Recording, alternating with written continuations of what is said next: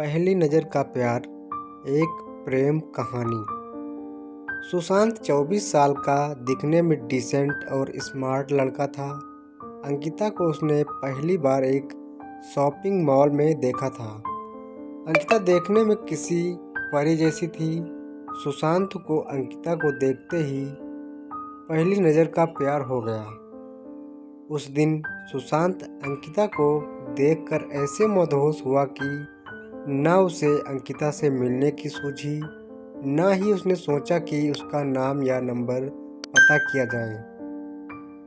बस वहीं मूर्ति की तरह खड़ा होकर उसे देखता रहा। अंकिता थोड़ी देर बाद वहां से चली गई। अंकिता के चले जाने के बाद सुशांत का सुख चैन सब चला गया। सुशांत को लगने लगा अगर वह अंकिता को फिर से नहीं मिलता है तो शायद उसकी जान निकल जाएगी। यह एहसास जितना दुखदाई था उतना ही अनोखा था। कहीं न कहीं उसे ये सब अच्छा लग रहा था। शायद यह प्यार था, सच्चा प्यार। अंकिता को ढूंढने का कोई जरिया था नहीं, इसलिए सुशांत अब हर दिन उसी मॉल में जाकर इंतजार करने लगा कि किसी दिन अंकिता वापस वहां आएगी तो वह उससे मिल पाएगा। पूरे 2 हफ्तों तक वह लगातार उस मॉल में जाता रहा और पूरा दिन वहां पर अंकिता का इंतजार करता और हर आने जाने वाले लोगों पर नज़र रखता। 2 हफ्ते बाद उसके सब्र का फल उसे मिला और एक दिन अचानक अंकिता खुद उसी के सामने आकर खड़ी हो गई। अचानक अंकिता को अपने सामने देख वो बहुत खुश हो गया और शॉक्ड भी। उसके मुंह से कोई शब्द नहीं फूट रहा था। जब काफ़ी देर तक वह कुछ नहीं बोला तो अंकिता ने उसे कहा, क्या हुआ? इतने दिनों से मेरा इंतज़ार कर रहे हो और अब जब मैं सामने खड़ी हूँ तो तुम मुझसे बातें नहीं करोगे? सुशांत ने चौंकते हुए कहा, हाँ करूँगा, बिल्कुल करूँगा, लेकिन पहले यह तो बताओ तुम्हें कैसे पता कि मैं इतने दिनों से यहाँ तुम्हारे लिए आता हूँ?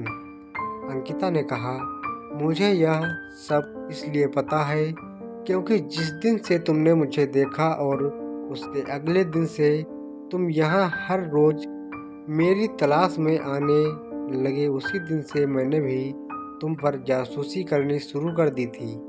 सुशांत के मन में एक और सवाल उठा। उसने पूछा, अच्छा, यह तो समझ में आया कि तुमने मुझ पर बराबर जासूसी की है, लेकिन फिर भी यह क्लियर नहीं हुआ कि तुम्हें कैसे पता कि मैं तुम्हारी तलाश में यहाँ पर आता था।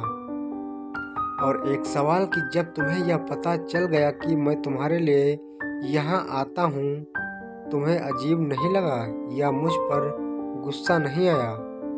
अगले दिन आकर जब तुमने मेरे बारे में उसी दुकान में पूछताछ की जहाँ से मैंने खरीदी की थी, तो उस दुकानदार ने मुझे तुम्हें तो मेरे बारे में कुछ भी नहीं बताया, लेकिन मैं उसकी रेगुलर कस्टमर हूँ, इसलिए उसने फ़ोन करके तुम्हारे बारे में मुझे सब कुछ बता दिया था। मुझे अजीब लगा था कि कोई क्यों मेरे बारे में छानबीन कर रहा है, इसलिए मैंने उसी दिन से यहाँ पर आकर तुम पर जासूसी करना शुरू कर दिया और दूर से ही तुम पर नज़र रखने लगी। अंकिता ने कहा। अंकिता आगे बोली, उस दिन सिर्फ तुम्हें ही मैं पहली नज़र में पसंद नहीं आई थी। मैंने भी तुम्हें मॉल में देखा था और मुझे भी तुम अच्छे लगे थे, इसलिए जब मैं तुम पर नज़र रखने लगी तब मेरे मन में तुम्हारे बारे में और ज़्यादा जानने की इच्छा जागी, इसलिए मैं उसी दिन तुमसे बात करने के लिए नहीं आई। और इन 2 हफ्तों में मैंने तुम्हारे बारे में काफ़ी कुछ जाना।